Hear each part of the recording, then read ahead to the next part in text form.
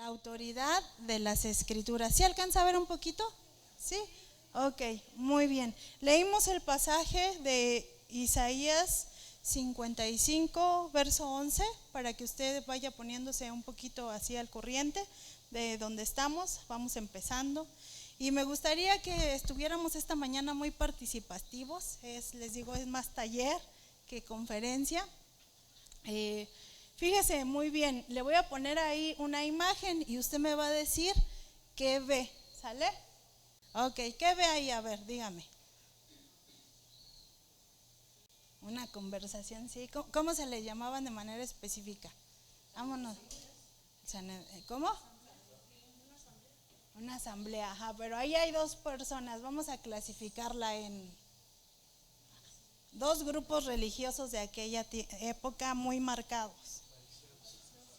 Y ándele, hermana Bertita, muy bien, una paloma bien grande para usted.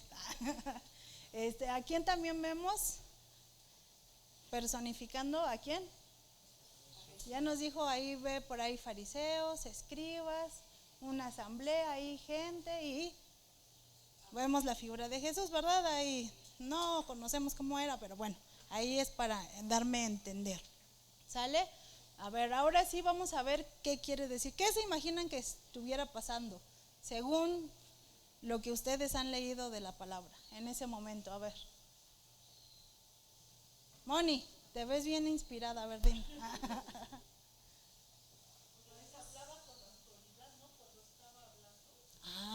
La hermana Berta anda muy iluminada. A ver, dice que hablaba ¿qué? Con autoridad. ¿Qué más, Moni? A ver, cuéntanos. Chéquenle. Lo confrontaban. Ajá. ¿Qué más? Cada quien yo creo que pensó un pasaje de la Biblia, ¿verdad? Pero bueno, vamos a ver cuál intenté que fuera. Vamos ahí a Marcos capítulo 7, verso del 1 al 12, ¿sale? Usted léalo rápidamente, ahí nada más cheque a grandes rasgos qué tema específico es, ¿sale? Marcos capítulo 7, versos del 1 al 12. ¿Qué estaba pasando ahí? A ver.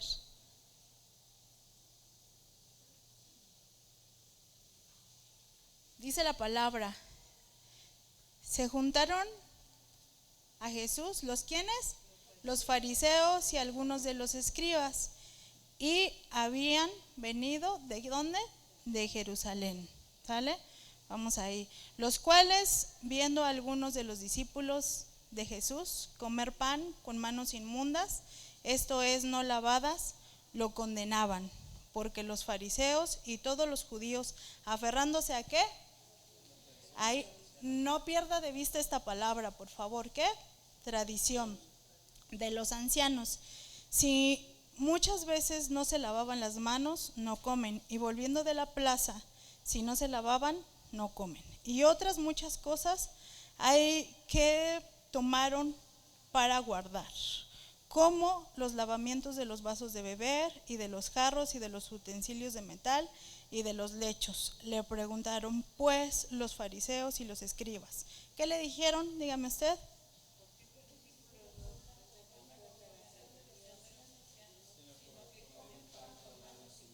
Pero así espantados como ellos, hermanos. ¿Por qué tus discípulos no andan conforme a la tradición de los ancianos, sino que comen pan con manos inmundas? Respondiéndoles él, les dijo, ¿quién? Jesús. Hipócritas, bien profetizó de vosotros Isaías, como está escrito, este pueblo de labios me honra, mas su corazón está lejos de mí. Pues en vano me honran, enseñando doctrinas, mandamientos de quiénes? De hombres, porque dejando el mandamiento de quién? De Dios, os aferréis a la, ahí vemos otra vez la palabra tradición, de los hombres, los lavamientos de los jarros y de los vasos de beber, y hacéis otras muchas cosas semejantes. Y viene en el 9 describiendo, les decía también, bien invalidáis el mandamiento de quién? De Dios, para guardar la tradición, la vuestra tradición. ¿Cuántas veces apareció en los versículos que leímos la palabra tradición? 3 veces, ¿verdad? Entonces, ¿qué nos da a entender este pasaje? Que aquellos religiosos habían ¿qué? Invalidado la palabra, la ley, por la tradición, ¿verdad? Ok, entonces ahí estaba enfrentando Jesús la religiosidad, ¿ok? Y describe el pasaje que él lo hacía con autoridad, ¿sale? Él lo hacía con ¿qué? Como quien tiene autoridad, ¿sí? Y poco a poco vamos, fíjese que es algo muy curioso. Cuando en la época de Jesús, Jesús enfrentaba con autoridad la religiosidad. Años más tarde, ¿a quién estaban tratando de atacar? En ese caso, a la ley, ¿verdad? Porque ellos ponían, imagínense, ellos habían creado costumbres y reglas, se dice así estadísticamente, llevaban como unas 200 más aparte de la ley, pero las que querían cumplir por conveniencia eran las que ellos estipularon, pero las que realmente eran, ¿qué creen? No, o para no cumplirlas se justificaban en las que ellos habían puesto. Entonces Jesús eso estaba enfrentando. Él estaba diciendo, han invalidado los mandamientos por poner antes la tradición. Y pareciera que hubo una copia años más adelante. Vamos a la siguiente diapositiva. Ahí está un poquito en blanco y negro porque todavía no había fotos en color, no se desespere. Bueno, ahí vemos algunos personajes. Fíjese que pareciera el mismo escenario, con un personaje por ahí que salió a revolucionar un poco, y tanto revolucionar que hasta hoy se sigue celebrando lo que también él proclamó en su tiempo. Se cuentan muchos detalles acerca de la historia del famoso Martín Lutero, ¿verdad? Muchos dicen que de repente estaba en la calle y se encontró a alguien, una persona ahí en mal estado, y le dijo que le ayudara para poder pagar su indulgencia y poder ir al cielo. Eso cuentan ahí la historia. Otros dicen que de repente estaba dando conferencias referente al libro de Romanos y empezó a ser confrontado su corazón, ¿no? Y bueno, aquí él, a base de todo este estudio, él empieza a reaccionar. La palabra lo empieza a enfrentar, y adivinen a quién enfrentó. ¿Quién eran los religiosos de aquella época? ¿O quién se había adueñado ya de la autoridad? La Iglesia Católica, ¿verdad? Quisiéramos abordar más históricamente puntos muy interesantes, ¿no? Como cuando fue la división. ¿Qué pasó? ¿De dónde surgió la Iglesia Católica? Empieza a visualizarse a partir de Constantino, ¿sale? Acuérdese que el cristianismo, rápidamente lo voy para que aterricemos aquí a esta imagen. Viene el periodo donde el cristianismo enfrenta la persecución. En el libro de Hechos usted sabe que se pobla la iglesia, se expande, ¿no? Jerusalén, Judea, Samaria y hasta lo último, ¿no? Entonces viene la persecución para ellos en ese tiempo. Se da un personaje, Constantino.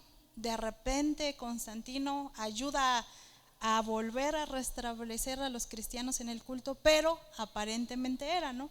Porque usted recordará, también ya le compartí un poquito, hizo un sincretismo, una mezcolanza entre sus tradiciones que traía de Roma, griegos, y el cristianismo puro.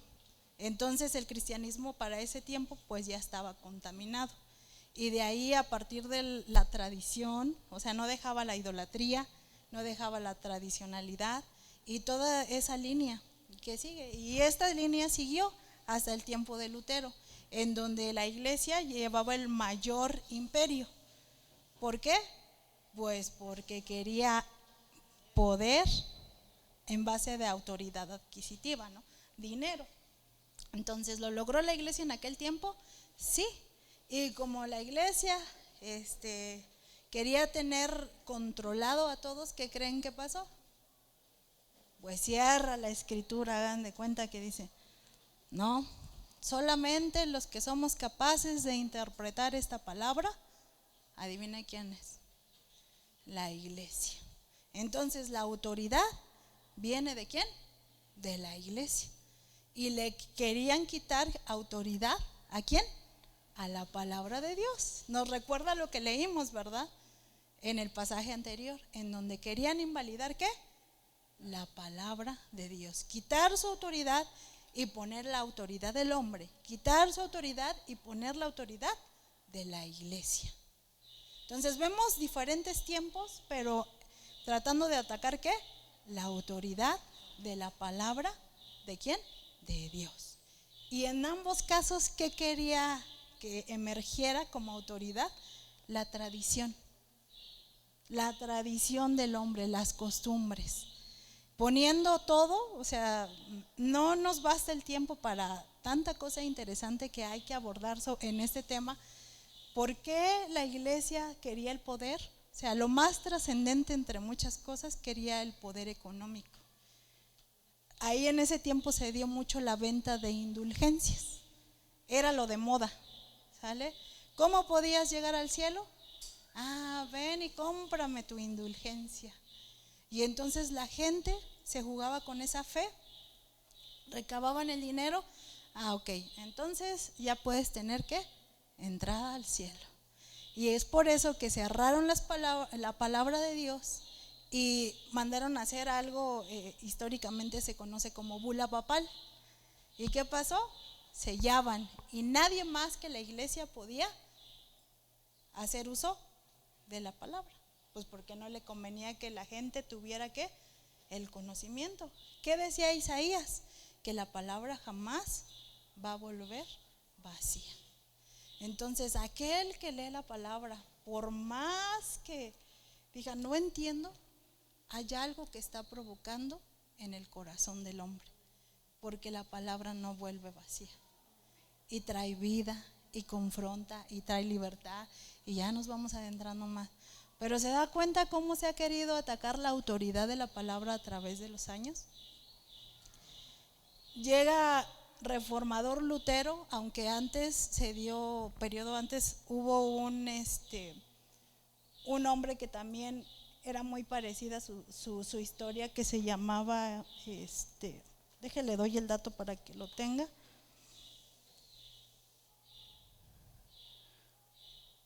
John Huk, ¿sale? O Juan Huk, para que sea más mexicano. Él también habló un poquito acerca de esta parte de los reformadores. De ahí surge también la parte del protestantismo, que así se conoce como los mayores reformadores. ¿Qué querían atacar? ¿Qué querían atacar? La autoridad de la palabra de Dios. ¿Ven? Bueno, entonces, fíjese, tan interesante está. Surge otro periodo que se llama el obscurantismo, precisamente porque no dejaban que la gente tuviera conocimiento, y todos los libros, incluido la palabra de Dios, tenían que ser cerrados, porque la iglesia quería tener un control tanto adquisitivo como un control mental. E históricamente, después de esto, de estos reformadores, también podemos ver que surge ya el Renacimiento. O sea, todas estas corrientes que en la escuela podemos ver que cómo van aunados históricamente a lo que pasó, ¿sale?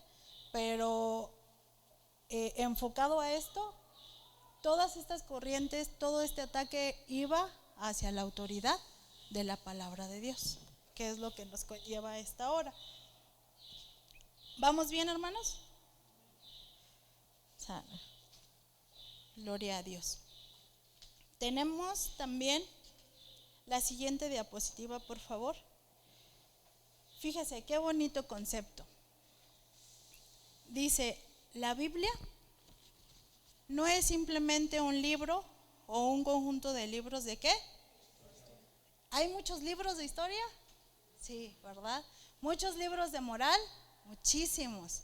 Pero esta palabra, la palabra de Dios, tiene algo bien especial que dice, ¿es un libro de quién? De Dios. Es una carta del Dios omnipotente, ¿para quién? Para sus hijos. Es el tesoro más grande que el creyente pueda tener, ¿en qué? En sus manos. ¿No se goza porque no hay nada que lo limite a poder abrir la escritura, a poder ser enfrentados por ella y que el Dios mismo nos hable a través de su palabra? Aquí vienen dos textos. Siguiente diapositiva, por favor. Aquí podemos ver que la autoridad de la palabra radica en que cada palabra es inspirada y revelada por el mismo Dios. Fíjese qué bonito, dándole un sello de garantía único y auténtico, ¿sí? No pudiendo, ¿qué? Añadir o quitar palabra alguna. Segunda de Pedro 1:19-21 y Apocalipsis 22:9. Aquí tenemos varias características de la autoridad de la palabra, ¿verdad? Para empezar, empieza con algo bien interesante. Tenemos, tiempo actual, ¿qué? La palabra profética más segura. A veces, ¿cómo se siente usted? ¿Inseguro? ¿Cómo se siente? ¿Hacia dónde voy? ¿Qué dirección llevo? Tantos problemas, ¿verdad? Les tengo una buena noticia. Tenemos en nuestras manos un gran tesoro. La misma voz de Dios, la misma palabra de Dios que nos sirve para tener seguridad. Seguridad de que este libro de Dios fue inspirado por Él mismo, por personas que no fueron comunes, sino que fueron hombres de Dios. ¿Sale? Inspirados por el mismo Espíritu. Gloria al Señor. Gloria al Señor. ¿Se da cuenta cómo iniciamos con eso? Entonces debemos de tener mucho cuidado porque la palabra ha sido atacada, sin duda. Tanto así, lo vemos históricamente con estos dos ejemplos, pero en el tiempo actual, ¿qué está pasando? ¿Cuántas herejías no han surgido? ¿Cuántos grupos sectarios no han surgido? Y un grupo sectario se caracteriza por esto, ¿verdad? Algún día también se los he compartido, que es la Biblia más el Atalaya, la Biblia más el libro del Mormón, la Biblia más los escritos de Elena Groy, la Biblia más. ¿Y qué pasa? Restándole o queriendo restar autoridad. ¿A quién? A la palabra. Siguiente dice aquí, ¿sale? La palabra griega dice que se traduce como ausosía, ¿sale? Que proviene del griego existin, que significa o quiere dar a entender ser capaz de hacer algo y tiene el derecho de hacer algo. Qué hermoso. Aquí me voy a tener unos minutos. Dice que la palabra autoridad es ser capaz de hacer algo y tiene el derecho de hacer algo. Segunda de Timoteo 3:16. ¿Qué nos dice? Un texto bien conocido. Toda la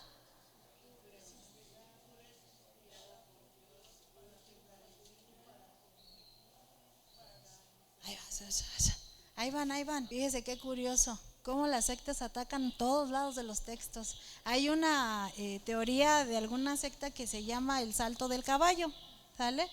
Y que toman y quitan a su conveniencia textos bíblicos, ¿ok? Pero aquí nos dice en este texto claramente que toda la escritura es que inspirada por Dios, tanto el Antiguo Testamento como el Nuevo Testamento. Toda la escritura, toda la palabra que hay en ella es inspirada por Dios y toda nos es útil. ¿Para qué, Víctor? Fuerte. Para enseñar, para redarguir, para corregir, para instruir en justicia, a fin de que el hombre de Dios sea perfecto, enteramente preparado para toda buena obra. ¿Y qué hacía Jesucristo? No su principal, si pudiéramos tomar un estudio de todo el Nuevo Testamento, una de las palabras que más sale es enseñanza. Y Él enseñaba. y en la día enseñaba, y en la tarde enseñaba. Y vienen muchas partes de la enseñanza, ¿verdad? Cuán importante es la enseñanza de qué? De la palabra de Dios para su pueblo. En ella podemos encontrar lo suficiente para que nuestra vida pueda ser cambiada, fortalecida, pueda ser impactada por la misma palabra de Dios. Y aquí la autoridad de ella radica en que es capaz de hacer algo. La palabra por sí sola es capaz de penetrar a nuestra vida y hacer un cambio. Y tiene, aparte, la palabra autoridad, el original es ausosía, radica en el derecho que tiene por ser inspirada por Dios de hacer algo ¿en qué? En nuestra vida. Tiene ese derecho de enseñarnos, de instruirnos, de corregirnos, de redarguirnos. Qué características tan hermosas. Es capaz por esa autoridad de hacer algo, y aparte de ser capaz de hacer algo en nuestra vida, de transformar nuestra vida, tiene el derecho de hacer algo por la autoridad que tiene. Tiene esa ausosía. Y esta palabra es comparada con lo que Jesucristo hacía, cuando en la Biblia vemos que Él lo hacía con autoridad. Él era capaz de hacer algo, Jesucristo, y tenía el derecho de hacer algo, porque era el Dios mismo, hablando su palabra y cumpliendo su palabra. Qué hermoso. Esto es algo bien impactante. Y esto lo aplicamos a nuestra vida y vemos que el Señor es capaz de hacer algo y tiene el derecho de hacerlo. ¿Qué necesita? Una voluntad dispuesta. Vamos a la siguiente diapositiva. Dice, esta autoridad, fíjese, la observamos desde el Génesis hasta el Apocalipsis. Tenemos unas citas. Génesis 1:1. Fíjese, desde ese momento, desde Génesis 1:1 podemos ver esa autoridad de Dios como creador a través de su palabra. ¿Qué decía Dios cuando decía, y creó Dios? ¿Qué decía para crear? Con su palabra tuvo autoridad para crear algo de lo que no había. Qué Dios tan poderoso que crea algo de la nada, ¿no? Tan grande que nuestra mente finita no es capaz de asimilar todo ese poder, pero que desde el Génesis podemos ver esa autoridad. Dice, la palabra de Dios tiene propósito, contenido, significado y sentido. Y aquí hay algo bien hermoso. Cuando Jesús viene a nuestra vida, la palabra cobra estas tres características en nuestra vida. Fíjese, muchas veces nos han hablado de redención y justificación. ¿Cuál es el propósito de Dios de nuestra vida? ¿Cuál fue el propósito de Jesucristo? Redimirnos y justificarnos. ¿Y qué es la redención? Redención, justificación, regeneración y santificación. 4 pasos muy importantes en nuestra vida cristiana. Y la santificación es progresiva. 4 pasos bien importantes. Mínimo, por lo menos en el año, yo creo que desde hace 2 años, como unas 4 veces nos han dicho que es redención. Mínimo, de las que yo acuerdo. Y eso 3 años, pero si nos regresamos atrás, todavía vienen más prédicas a mi mente. No se espante. Ok. Sale a comprar con algo bien hermoso que dice para siempre, ¿no? Ya no hay más deuda. La deuda es cubierta con términos para ser libres, estar libres completamente. ¿Sale? Gloria al Señor. Entonces, fíjese, la palabra de Dios en estas 3 características dice que tiene un propósito. Jesús tuvo un propósito que fue cumplido y estaba escrito desde el Antiguo Testamento y se cumplió en el Nuevo, ese propósito que fue dicho en la palabra. Y este propósito es que fuimos redimidos y justificados ante el Padre. Fuimos aceptos, fuimos comprados, ¿sale? En ese mercado de esclavos. A ese propósito. Tiene un contenido. ¿Qué es esto? Que la palabra trae a nuestra vida una regeneración y una santificación. Y estos 4 elementos juntos nos van a dar un significado o un sentido en su misma palabra. Y esto que va a traer vida eterna. No solamente se va a quedar en una parte solamente terrenal, sino el propósito, el contenido y el significado de la palabra impacta en la parte eterna. ¿Qué necesitamos? Lo mismo que Jesús puso como ejemplo, la obediencia. ¿Y qué mayor ejemplo de autoridad cuando Jesús nos enseña acerca de esta a través de la obediencia? ¿Qué características de autoridad podemos ver en Jesús que debemos de seguir como líderes, pero también como gente que ha dicho Jesús es mi Salvador? Y ha decidido seguir a Jesús. Esto es santidad, una característica. Otro, dominio de la Escritura. Otro, enseñanza de la palabra. Hay 3 características que Jesús tenía.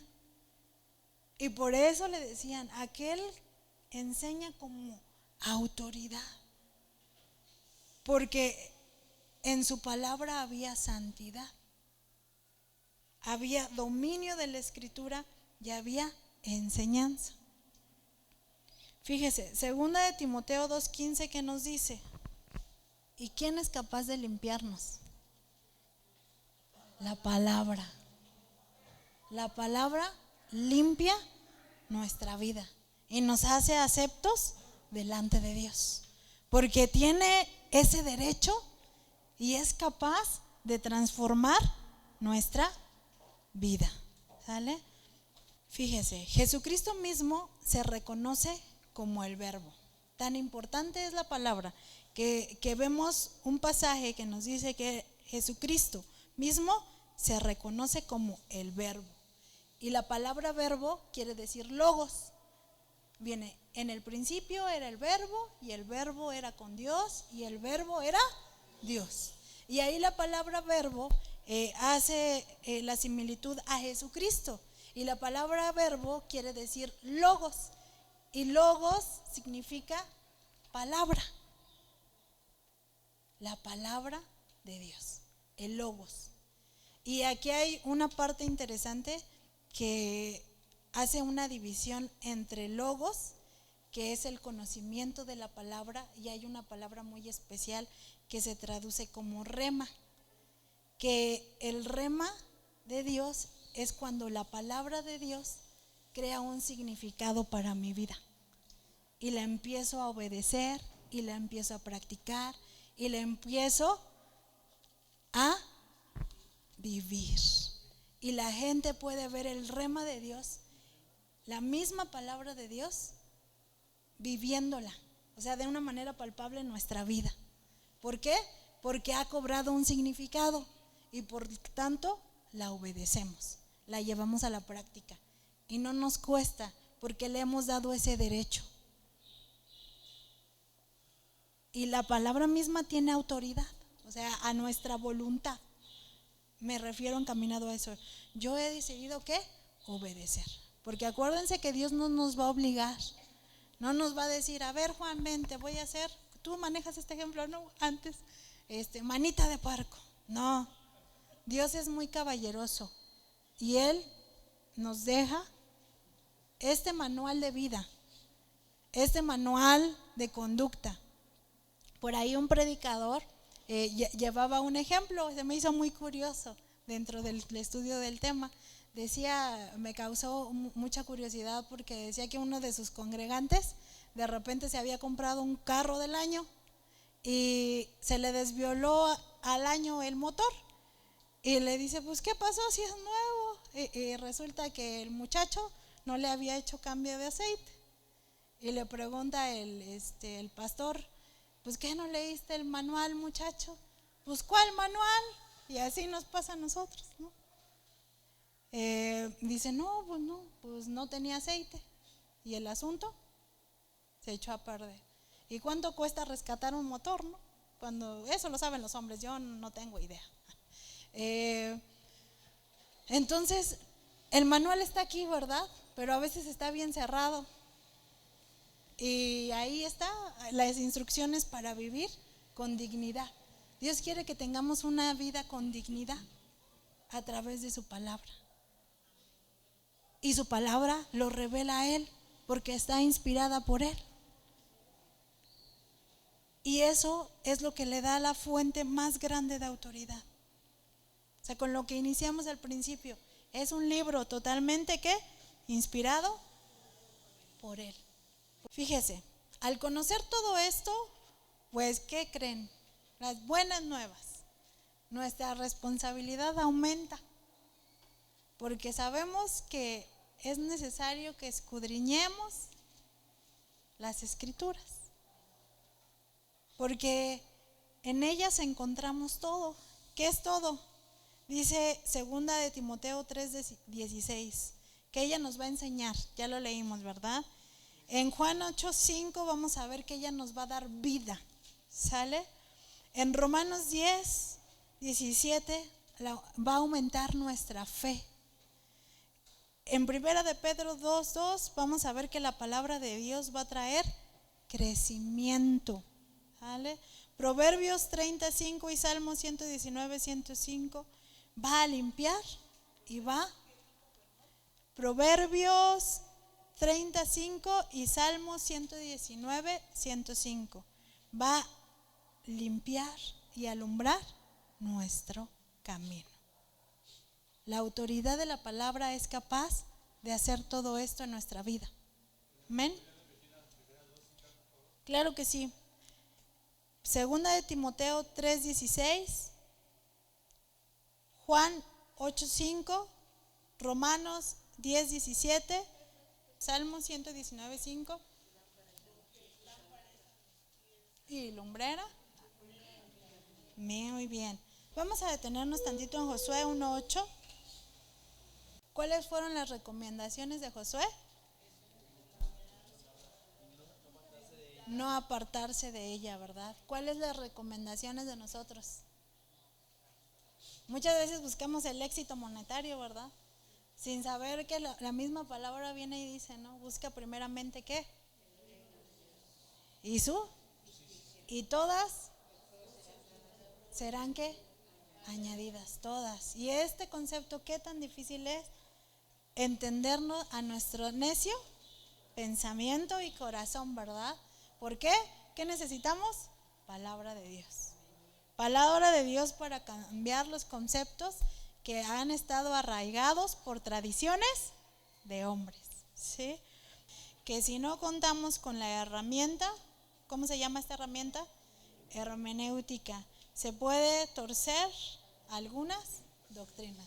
Y fíjese, una de las reglas de la hermenéutica, y el hermano Rubén me corrige si me equivoco, dejar que la Biblia diga lo que tenga que decir por ella misma, no añadirle más ni menos. La Biblia es así, clara, limpia, que penetra hasta lo más profundo, hasta romper ¿qué? Las coyunturas. ¿Y qué más dice? Que es como una espada, ¿verdad? De dos filos. ¿Qué más? Hebreos 4:12.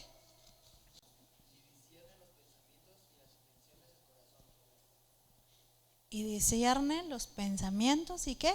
Y las intenciones del corazón. Todo esto que hemos visto, hermanos, sin duda va a aumentar una palabra tan trascendente que se llama responsabilidad. Responsabilidad por llevar a cabo la palabra de Dios, ¿verdad? Y para empezar, estar escudriñándola, cavar profundo. Y 2 de Timoteo 4, capítulo 4, 1, 8. Vamos ahí todos. Con eso doy terminado con este texto, la primera parte. 2 de Timoteo, 4, capítulo 4 del verso 1 al 8. Qué hermoso empieza en el verso 2, 1 y 2. ¿Cómo vemos cómo comienza? Te encarezco que prediques la palabra, que instes a tiempo y fuera de tiempo. Redarguye, reprende, exhorta con toda paciencia y doctrina. La doctrina nos habla de enseñanza. Y la autoridad de las escrituras tiene que ser compartida. Hay unas frases de unos autores que me gustan al estar estudiando. Vino estas frases que dice: Dios y su palabra nunca van a estar separados. Esta la dijo un teólogo que se llama John Frame. Otro dijo, Calvino: la autoridad de la palabra radica en su inspiración. Lutero: las escrituras son inspiradas por Dios, no pueden estar a la misma altura de la tradición humana. Gloria al Señor. Y por último dice: su autoridad es absoluta, porque Dios es absoluto. Gloria al Señor. Qué hermosa palabra tenemos, qué gran responsabilidad. Y así como Jesús lo hacía con autoridad, a través de su ejemplo y santificación, nos dejó un legado de autoridad que tenemos que seguir y compartir. Él les bendiga.